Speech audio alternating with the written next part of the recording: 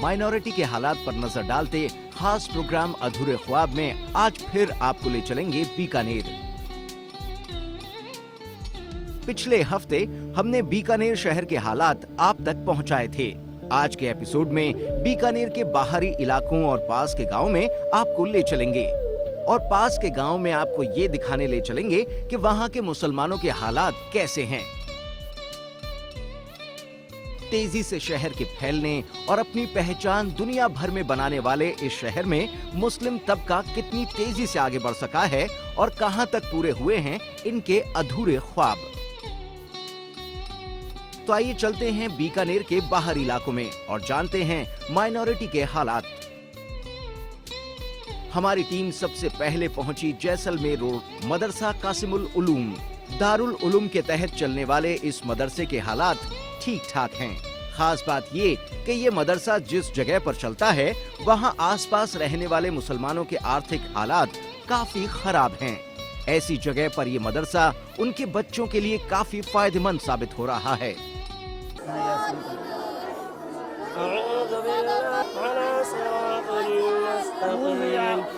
अऊज़ु बिल्लाहि मिनश शैतानिर रजीम बिस्मिल्लाहिर रहमानिर रहीम।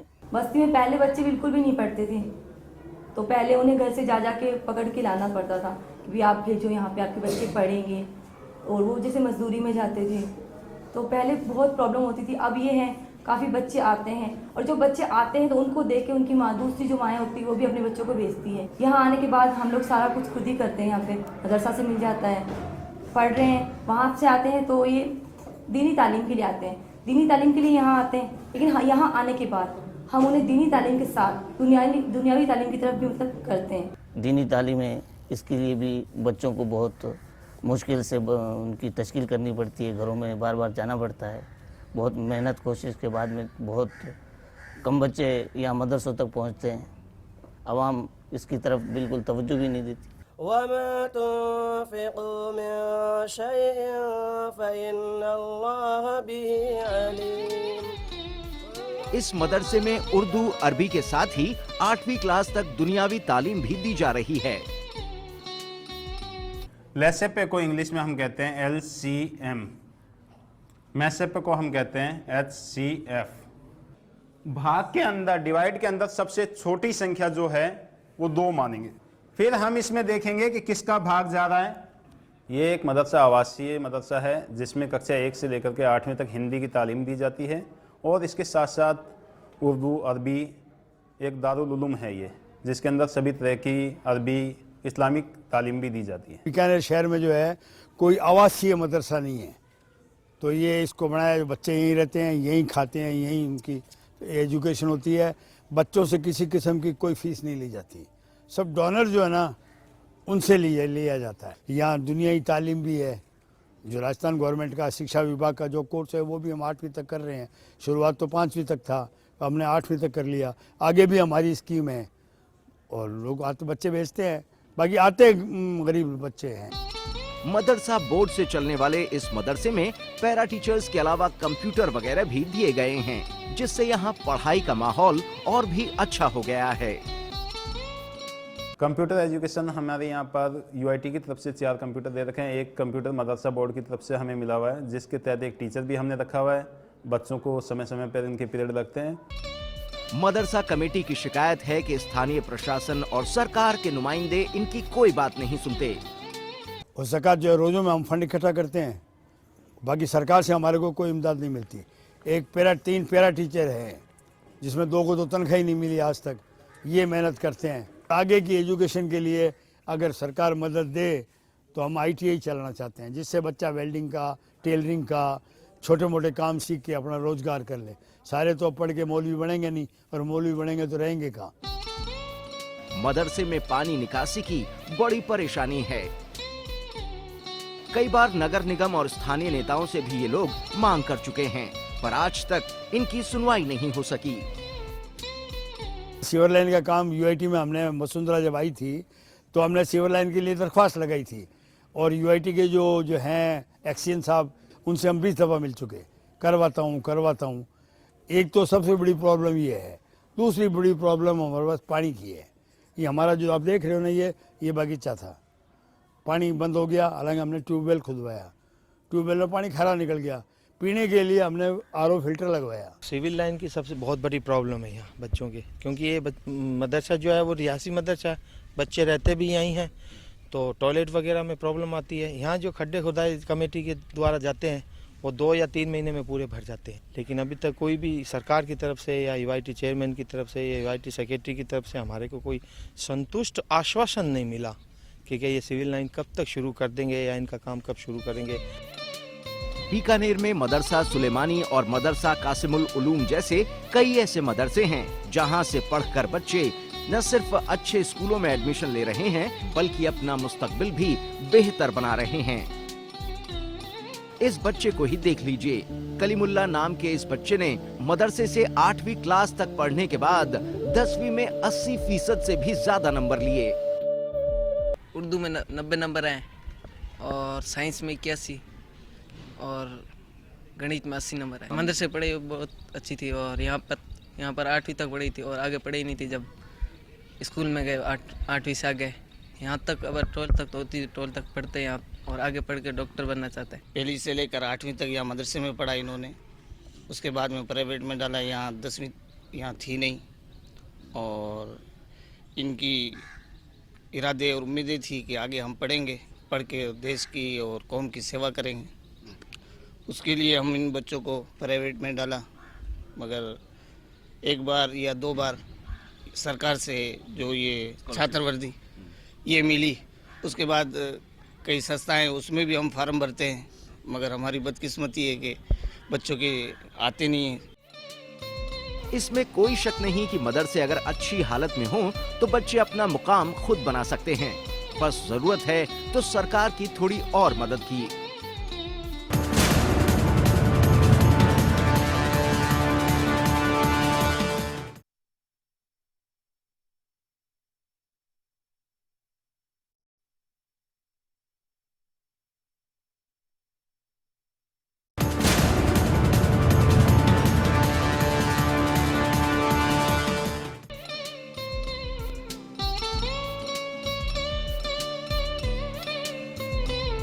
बीकानेर में वक्फ के हालात ज्यादा बेहतर नहीं हैं।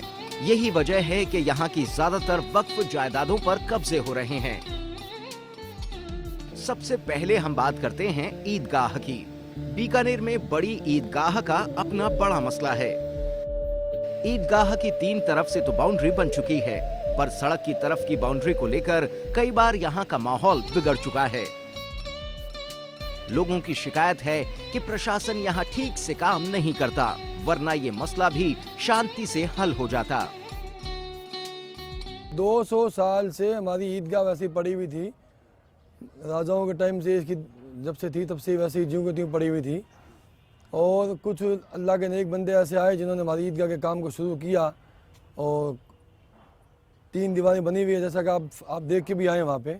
आगे की जो फ्रंट दीवार है उस पर थोड़ा सा काफ़ी वक्त से हमारा इख्तलाफ चल रहा है और कुछ लोगों ने इसको हवा दे के रखा है। हमारे ईदगाह का मैटर है, जब से हमने होश संभाला तब से हम तो यही सुनते आ रहे हैं कि स्टे है, स्टे है, स्टे है। हमने 2.25 करोड़ रुपए का पिछली सरकार में यूआईटी का जब मैं चेयरमैन था हमने काम करवाया था, लेकिन आगे की दीवार आज भी हमारी 150 साल पुरानी नज़र आ रही है। वो वक्फ बोर्ड की कमी की कहानी है और आज उस पर केस चलते चलते 35 से 38 साल के 35 या 38 साल हो गए हैं, लेकिन उसका कोई निस्तारण नहीं हुआ है। 9 बुज़ा पीर की दरगाह जो हमारी है इस वो वक्फ बोर्ड के अंडर में है और उनकी दुकानों का आज तक कोई निस्तारण नहीं हुआ है। वक्फ की कई ऐसी संपत्तियां हैं जिस पे अगर गौर करें तो करोड़ों रुपए का वक्फ बोर्ड को फ़ायदा हो सकता है, माइनॉरिटीज़ के लोगों को फ़ायदा हो सकता है, लेकिन कोई गौर नहीं करता है। सिर्फ कमेटियां बनती हैं और वो मीटिंगों तक, कागजों तक ही महदूद देते हैं। इसके अलावा आज तक वक्फ बोर्ड ने कोई यहाँ पे काम नहीं किया है। चारों तरफ बाउंड्री तो हो चुकी है, लेकिन शहर के जो बाउंड्री है उसके बाहर लोगों ने अवैध निर्माण कर रखे हैं। इसके पीछे लोगों ने बजरियाँ बेच रहे हैं और ईंटें वगैरह अवैध रूप से रख रखी है। यहाँ की कमेटी कई बार उन लोगों को अवगत कराती है कि आप अपने ये कब्जे हटाइए, तो वो लड़ने में उतारू हो जाते हैं। यहाँ के कब्रिस्तान और नए बन रहे मुस्लिम मुसाफिर खाने का भी यही हाल है। जहाँ एक और कब्रिस्तान शहर से दूर होने से लोग परेशान हैं, वहीं मुसाफिर खाने को लेकर भी आपस में मनमुटाव चल रहा है। कब्रिस्तान की या जो वक़्फ़ प्रॉपर्टीज़ जितनी भी हैं, ख़ास तौर से जो शहरी क्षेत्र में जो आ चुकी है, उसमें काफ़ी कुछ हिस्से पे तो पार्शली या फुली जो है कब्जे हो चुके हैं। इवन प्रशासन को नोटिस में डालने के बावजूद भी पट्टे जारी कर दिए गए हैं। तो एक तो प्रशासन का बिल्कुल सहयोग नहीं मिल रहा है इसमें। दूसरा ये है कि जो वक़्फ़ बोर्ड जो खुद है संस्था है, जो जयपुर के अंदर चेयरमैन वक़्फ़ बोर्ड हैं, वहाँ से भी क्या है कि जो जिस गति से कार्रवाई होनी चाहिए उस गति से नहीं हो रही। हमने एक मुस्लिम मुसाफिर खाना जहाँ बनाने के प्रयास किए थे पिछली सरकार में, मैं जब यूआईटी चेयरमैन था, 20 लाख रुपए दिए थे हमने। वक्फ बोर्ड से मैं परमिशन लेके आया और जैसे ही सरकार हमारी भारतीय जनता पार्टी की राजस्थान में आई और उन्होंने उस काम को बंद करवा दिया। ये वक्फी संपत्ति है, वक्फ बोर्ड ने बाकायदा उसके आदेश दिए, वक्फ बोर्ड से हमने परमिशन लेके काम शुरू किया है। हालांकि ये मसले भी इतने पेचीदा नहीं हैं जितना यहाँ के लोगों ने, प्रशासन ने और सरकार ने बना रखा है। अगर प्रशासन थोड़ा ध्यान दे तो शायद हालात बहुत जल्द बदल सकते हैं। बीकानेर में बहुत सारी तंजीमें और चैरिटेबल ट्रस्ट हैं जो मुसलमानों की बहबूदी के लिए काम कर रहे हैं, पर ये तंजीमें भी आपसी झगड़े का शिकार बनी हुई हैं। हसनैन पब्लिक चैरिटेबल ट्रस्ट को ही ले लीजिए। शुरुआत में कई सारे अच्छे काम करने के बावजूद ये आज अपने हाल पर रो रहा है। शायद इसकी वजह भी इससे जुड़े वो लोग ही हैं जो सिर्फ नाम के ही मेंबर बने हुए हैं। अगर ये ट्रस्ट आज आबाद हो जाए तो शायद उन मुसलमानों के दिन भी अच्छे आ जाएं जो गुर्बत में जीने के साथ ही सरकार की मदद के इंतजार में हैं। सबसे बड़ी तंजीम है यहाँ पे हसनैन ट्रस्ट, जिसका जो है पैसा कलेक्ट करके कौम से और ज़मीन खरीदी गई थी और उस पर बिल्डिंग बनाई गई। काफ़ी लोगों ने उसमें जो है, सरकार ने भी उसमें पैसा दिया, एमएलए ने भी पैसा दिया और उसमें काफ़ी निर्माण कार्य हुआ। लेकिन उन लोगों ने अभी तक जो है, जो बड़े काम जो है शिक्षा के बारे में, इस बारे में कुछ कर नहीं पाए, सिवाय एक वो धर्मशाला है मुसाफिर खाने की तरह सिर्फ काम कर रहा है। बीकानेर में रोजगार की समस्या भी दिन ब दिन बढ़ती जा रही है। जहां एक और मुस्लिम तबका बच्चों को पढ़ा लिखा कर कुछ बनाने की जद्दोजहद में लगा है, वहीं दूसरी ओर यहां कई सारी ऐसी फैक्ट्रियां हैं जो बंद होने की कगार पर हैं, जिससे माइनॉरिटी के बहुत सारे लोग जुड़कर अपनी रोजी रोटी चला रहे हैं।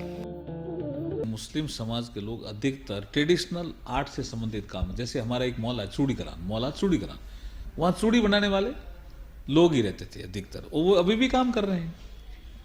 जैसे कोई लोहे का काम कर रहा है, वो लोहे का काम अभी भी कर रहा है, कोई इस्त्री करने का काम कर रहा है, वो अभी भी कर रहा है।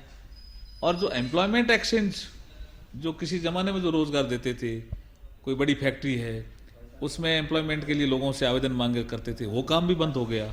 तो अभी जो रोज़गार के अवसर उनको खुद ही ढूंढने पड़ते हैं और खुद ही रोज़गार के अवसर पैदा करने पड़ते हैं, सारे काम उनको खुद ही करने पड़ते हैं।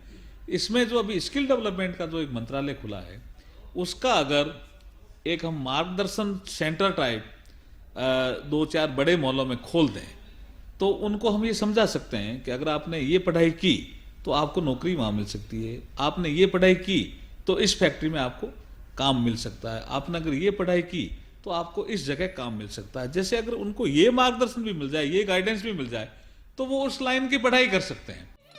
बीकानेर में कभी ऊन का भी बड़ा व्यवसाय था, जिसकी वजह से यहाँ बहुत सारे ऊन की फैक्ट्रियां थी, पर अब धीरे धीरे ये भी बंद होने की कगार पर हैं। अगर वक्त रहते सरकार ने इस ओर ध्यान नहीं दिया तो वो दिन दूर नहीं जब कई सारे लोग बेरोजगार हो जाएंगे। कोई समय में बीकानेर का बहुत पहचान थी, भुजिया, पापड़, नमकीन और ऊन, ये बीकानेर की पहचान हुआ करती थी। और बीकानेर की चौखला ऊन जो है वो कारपेट के लिए सबसे बेस्ट ऊन के कंसिडर्ड होती है आज भी इनफैक्ट, बट लेकिन आजकल उसका स्थान इम्पोर्टेड ऊन जो विश्व के सब कॉर्नर से बीकानेर में ऊन आ रही है। एक समय जब ऊन का निर्यात किया करते थे और आज हम ऊन आयात कर रहे हैं और 80% जो रिक्वायरमेंट है वो आयातित ऊन से ही हो रही है। जो पहले बुनकर बड़ी मात्रा में इसके बुनाई करते थे वो आज दूसरी तरफ जा रहे हैं, हीरे की तरफ, कपड़े की तरफ, दुकानों की तरफ या और किसी भी क्षेत्र में। इससे इनका ध्यान, नई पीढ़ी जो है वो इस तरफ नहीं आ रही, ना तो भेड़ पालन में आ रही है और ना वो बुनाई की तरफ आ रही है। बीकानेर में माइनॉरिटी के रोजगारों में माइनॉरिटी बहुत पहले ऊपर तक थी। सबसे बड़ा था हमारा एक उस्ता कला है यहाँ, ऊँट के खाल के ऊपर नक्काशी करते थे, वो वर्ल्ड फेम है। उसकी ट्रेंड को अब धीरे धीरे जैसे नई नई टेक्नोलॉजी आई है वो उससे ख़त्म होती जा रही है। दूसरा, यहाँ एक ऊन की बहुत बड़ी मंडी थी, उसमें माइनॉरिटी के औरतें बहुत काम करती थी, वो एक बहुत बड़ा व्यापार था यहाँ उनका। उसमें औरतें सुबह जाती थी उसका काम करने के लिए, उसमें माइनॉरिटी को जितना रोजगार मिलता था वहाँ आज तक शायद मेरे ख्याल एशिया में कहीं नहीं मिला होगा। बीकानेर जो है वो एशिया की ऊन मंडी है। भेड़ें यहाँ ज़्यादा होती है, डेजर्ट का पार्ट है, रेगिस्तान थी, भेड़ें होती थी, तो भेड़ों पे आती है ऊन। ऊन प्रोसेसिंग, कार्डिंग मशीन से लेकर के सारे काम यहाँ होते थे। लेकिन जो नब्बे का काम था वो भदोई उत्तर प्रदेश में ज़्यादा होने लग गया, कालीन ज़्यादा वहाँ बनने लगे। जो मुस्लिम समाज के युवक थे वो कार्डिंग मशीन में ज़्यादा थे और नमदा बनाने में और उसको कालीन बनाने में ज़्यादा थे। तो जैसे जैसे इसका मार्केट कमज़ोर हुआ, टोंक में वो चीज़ विकसित हुई थोड़ी और उसके बाद भदोई में विकसित हुई, तो बीकानेर में इस चीज़ की कमी जब आई तो वो बेरोजगार भी होने लगे मुस्लिम समाज के लोग। ये इसको इस गैप को हम तोड़ नहीं पाए। और बीच में जब WTO का रिजिम आया और ऊन का ये सारा व्यवसाय सारे विश्व में खुल गया, तो मेरिनो ऊन ऑस्ट्रेलिया से भी आने लग गई, हमारी कोई मोनोपोली मेरिनो ऊन में नहीं रही, स्वीडन से भी आने लग गई। तो उसके बाद ऊन के बिजनेस पे बीकानेर पे असर पड़ा। हम उसका डाइवर्सिफिकेशन करना चाह रहे हैं और हम उनको समझा रहे हैं कि टेक्नोलॉजी चेंज आने पे ऊन के व्यवसाय में जो चेंज आया है उसको थोड़ा सा आप चेंज करके यहाँ कालीन बुनने का काम यहाँ होना चाहिए। वो जैसे ही बढ़ेगा वापस इस काम में उनको महारत हासिल है।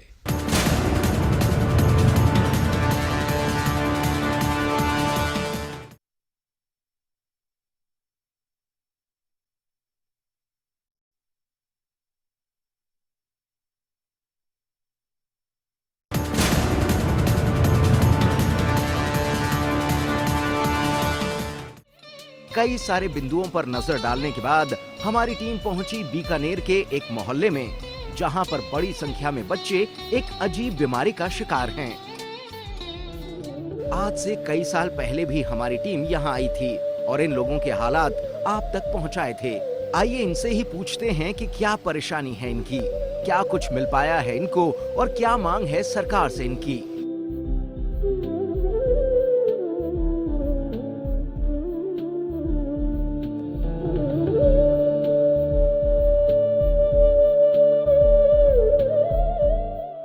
डॉक्टरों की पूरी टीम की टीम आई थी साहब, तो उन्होंने तो कहा ये जो पानी है उसके पानी के अंदर कोई मिक्सिंग है। किसी ने कहा कि ये मोमडन है, मोमडन के अंदर क्या है कि आपसी के अंदर शादियाँ होती है रिश्तेदारों में, उनकी वजह से है। तो जब उन्होंने कहा कि हमारे जो पार्षद थे नहीं, उन्होंने कहा कि भी पानी का असर आप बता रहे हो डॉक्टर साहब, तो ये इसी मोहल्ले के अंदर ही पानी आता है और वही पानी हमारे दूसरे मोहल्लों के अंदर आते हैं। इस मोहल्ले के अंदर कम से कम 20-25 बच्चे हैं ऐसे, तो दूसरे मोहल्लों में क्यों नहीं है? और दूसरे मोहल्लों के अंदर भी तो शादियाँ होती है, तो उनके बच्चे फिर ऐसे क्यों है नहीं होते? हमारे पास आस्था कार्ड बना हुआ है, तो उसके अंदर सब डिपार्टमेंट लिखी हुई है कि आपको उस डिपार्टमेंट से मिलेंगे। उनके पास जाते हैं तो वो कहते हैं कि ये हमारे पास है। अभी ये 500 रुपये हमारी पेंशन के चालू हुए हैं। जांच के लिए भी इनकी क्या प्रॉब्लम है, ऐसे कोई आया नहीं, और आया तो इसमें जैसे भी आपने ये फोटोग्राफ लेके चले गए, नाम पता पूछ के चले गए, बाकी तो कोई ऐसा हुआ नहीं। डॉक्टर दिखाया, वो कहे ये तो मंदबुद्धि वाले बच्चे हैं, इसका कोई इलाज नहीं होता। पैसे तो मैंने लगाए, इसमें बहुत लगे बच्चे पे पैसे, अब मैं थक गया, पैसे लगते नहीं है हमारे को। अभी तो ये इसकी 500 रुपये पेंशन आती है, दोनों का 1000 रुपये आते हैं महीने के। पैसे बढ़ जाए तो 3-4 हज़ार रुपये हो जाए तो भी चल जाएगा। यहाँ से निकलकर हमारी टीम पहुंची करीब के गांव रिडमलसर में। इस गांव में ज्यादातर आबादी माइनॉरिटी की ही है। बीकानेर शहर करीब होने के बावजूद यहाँ के बाशिंदों को कई सारी परेशानियों से दो चार होना पड़ रहा है। स्कूल भी होनी चाहिए, 12th तक होनी चाहिए। इतनी बड़ी आबादी है तो स्कूल 12th तक होनी चाहिए, क्योंकि बेचारे गरीब लोग हैं यहाँ पे। अपने गरीबी के कारण एजुकेशन पीछे आज, क्योंकि बाहर जाते हैं तो टैक्सी भाड़ा लगता है, किराया लगता है, पेट्रोल बढ़ता है। खाड्डा पड़े हैं, हमारे बहुत परेशानी, ना सड़क है ना नाले हैं, मुस्लिम आबादी होने के कारण बहुत सी प्रशासनिक रूप से भी काफ़ी दिक्कतें आती है कि लोग इस गांव की तरफ ध्यान ही नहीं देते हैं। और पूर्व के अंदर मान लो रोड बनाने के लिए कार्य का पैसा आया, उसमें धांधली हुई, जो कि आपके सामने खड्डे पड़े हुए आपको नज़र आ रहे हैं सारे। इतनी बड़ी आबादी के बीच सिर्फ 2 ही मदरसे हैं। उनकी हालत भी ठीक नहीं। 2 कमरों में चलने वाले इस मदरसे में बच्चे कैसे अपना भविष्य बना पाएंगे, ये सोचने की बात है। मदरसे की आपने हालत देख ली, टूटा फूटा है, बैठने के लिए जगह नहीं है, मिट्टी है, मतलब बिल्कुल बदतर हालत है गांव की ज़मीन है, बिल्डिंग गांव वालों ने बना के दी है, सब कुछ गांव ने किया है, तो गवर्नमेंट से इनके जो कार्य तक नहीं लगता है, वो ये हालत है। गवर्नमेंट इन पे एक प्लस तक नहीं निकला सकती है। 2 मदरसे है, मदरसे एक तो मतलब टूटा हुआ है, मतलब गाँव वालों ने थोड़ी बहुत मतलब रिपेयर करवाई है और जो टूटे हुए हैं। यहाँ सफाई व्यवस्था भी ज्यादा ठीक नहीं है। साथ ही यहाँ के लोगों की सीवर लाइन की भी मांग है। पानी तो आता है, पानी जाने से जगह को नहीं, खड्डा खोद रखे हैं, हमारे मकान हम सील पहुंच रही है। पक्की नाली बने ताकि जो गंदा पानी जा रहा है वो नाली द्वारा, और निकासी के लिए कुआं बने ताकि क्या है गांव का जो गंदा पानी है वो एक कुएं के अंदर हो। रोड कच्ची बनवाई लेकिन इसे कभी टूट जाती है, कई जगह पे निकासी के कारण जगह नहीं है, नाली के कारण से मतलब रोड टूट जाती है। ठीक ठाक आबादी होने के बावजूद इस गांव में किसी भी बैंक की शाखा नहीं है। ऐसे में यहाँ के लोगों की एक बैंक शाखा की मांग जायज है। इतनी आबादी होते हुए भी बैंक नहीं है इस गांव में। करीब 3500 के आसपास आबादी है यहाँ पे, फिर भी एक बैंक नहीं है। बैंक के लिए पेंसिल के लिए या कोई अपने कोई लेन देन के लिए जो भी काम करते हैं अमूमन तो पेंसिल के जाते हैं। गांव में जो पुराने बुजुर्ग थे वो गवर्नमेंट थे, कर्मचारी थे, अब वो सारे हो चुके रिटायरमेंट। उस चक्कर में पेंसिल में दिक्कत, औरतें वगैरह हैं या बेवा औरतें हैं, उनको भी मिलता है कुछ, तो उस हिसाब जाते हैं।